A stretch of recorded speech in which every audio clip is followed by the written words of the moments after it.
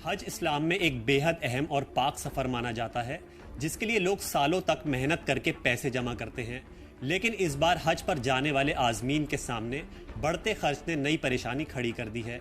हज कमेटी के हालिया हुक्म के मुताबिक हर आज़मीन को अब मज़ीद 10,000 रुपये यानी करीब $100 से ज़्यादा 15 मई तक जमा करने होंगे।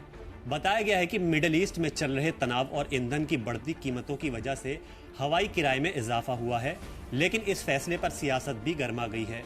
AIMIM प्रमुख असदुद्दीन ओवैसी ने सरकार पर निशाना साधते हुए इस फैसले को फौरन वापस लेने की मांग की है। उनका कहना है कि हज कोई लग्जरी सफ़र नहीं बल्कि एक मजहबी फ़र्ज है और ज़्यादातर लोग इसके लिए सालों तक मेहनत करते हैं और बचत करते हैं। उन्होंने इसे नाइंसाफ़ी और शोषण करार दिया।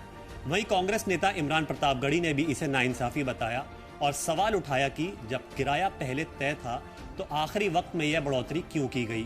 गौर करने वाली बात यह है कि आज़मीन पहले ही रकम जमा कर चुके हैं, ऐसे में इजाफी बोझ उनके लिए बड़ी परेशानी बन सकता है। फिलहाल इस पूरे मामले पर हुकूमत की तरफ से कोई सरकारी बयान सामने नहीं आया है।